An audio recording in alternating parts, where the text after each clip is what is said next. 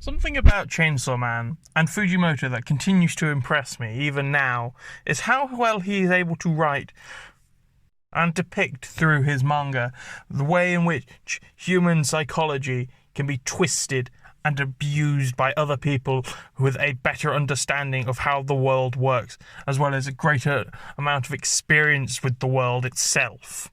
As we see in the latest chapter of Chainsaw Man, how adults manipulate teenagers and those younger than themselves through idealistic views and honeyed words that they don't actually believe in, allowing them to readily turn the innocent and the impressionable into scapegoats for their own corrupt needs.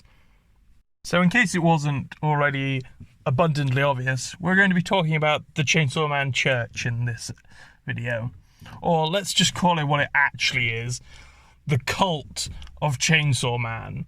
The cult of those who worship the idea of Chainsaw Man, rather than the individual.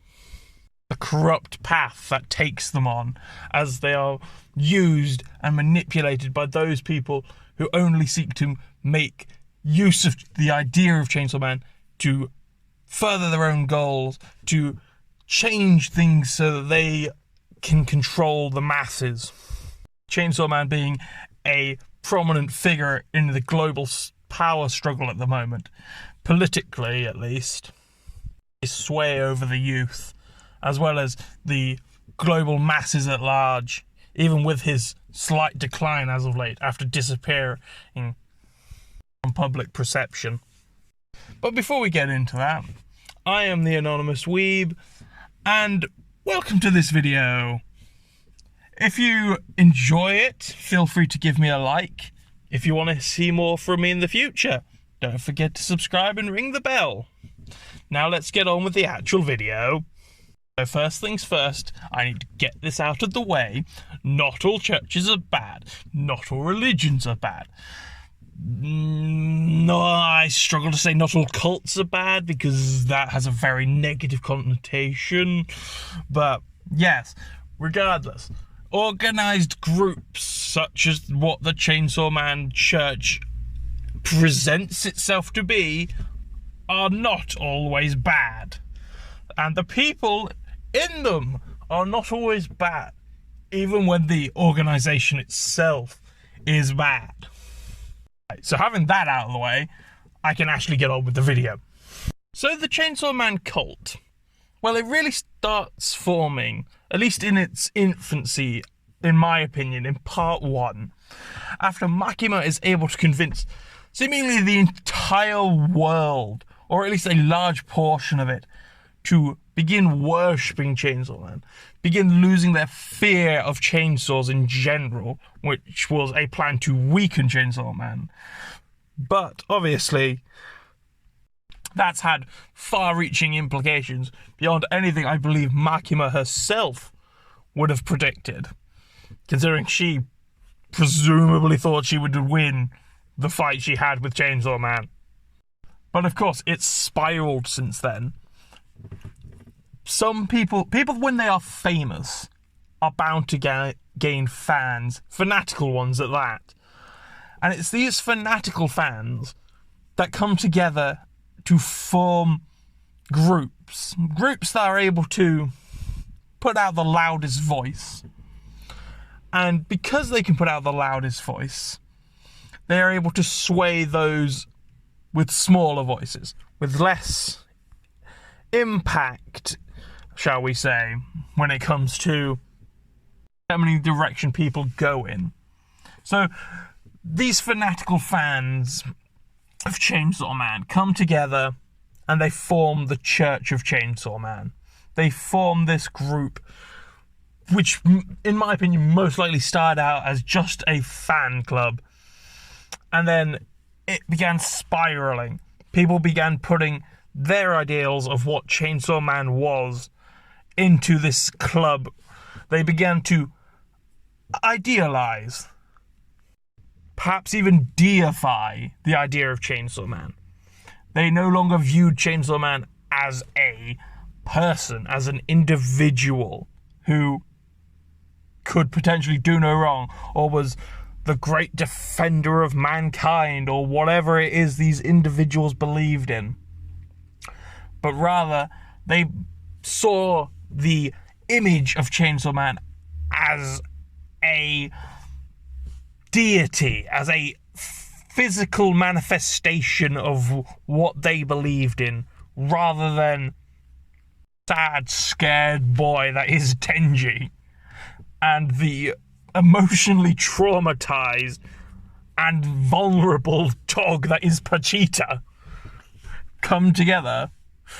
No, they saw it as a powerful, confident deity that they could put all their ideals onto because they didn't know them personally.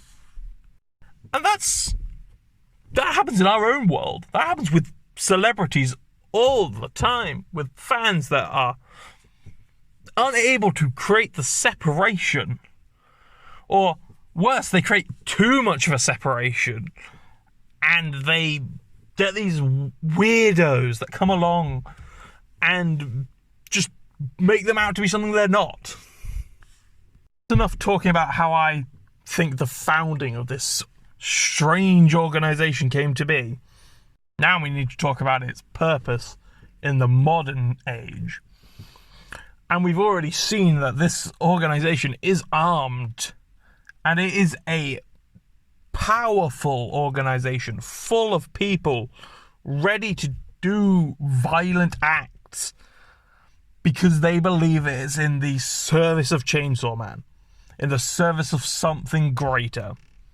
Because people have told them so, and they believe in them. They believe in these individuals who apparently hold high authority, or perhaps they've even been sold as being directly connected to Chainsaw Man.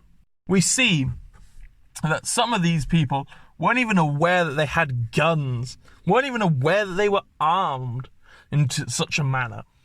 And yet, they are going to be scapegoated by the higher-ups, by these corrupt individuals who want nothing more than to take the idea of Chainsaw Man, the idea of this church, and use it as a force for their own personal gain.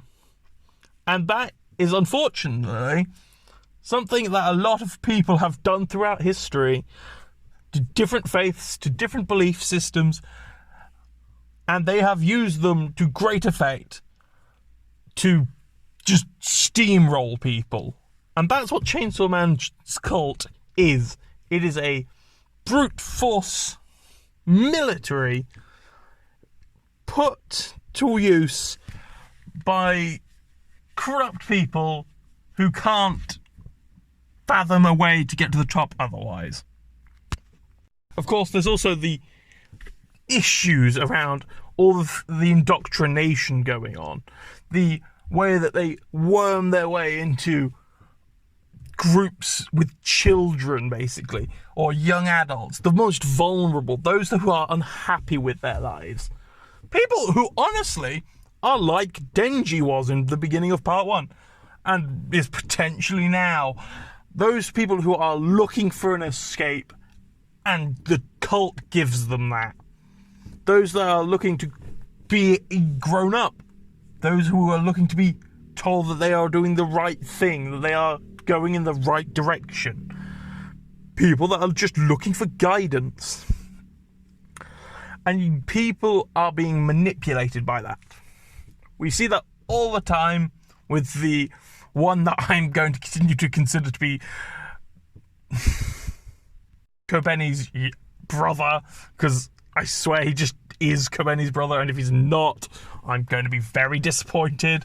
But we see how nervous he is and how he's trying to explain all these oddities to Denji, who can't wrap his head around the fact that people are using his name to try and convince people to marry off individuals, to marry off people his age, because it's his will when it's not. But I'm just so fascinated by how Fujimoto is able to write this so well and so human. He really does show how people get into this group and how people become indoctrinated, as well as why people might stay and why these groups start up in the first place.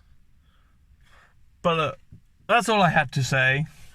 I feel like I'm going to start, or I have been rambling for a while now.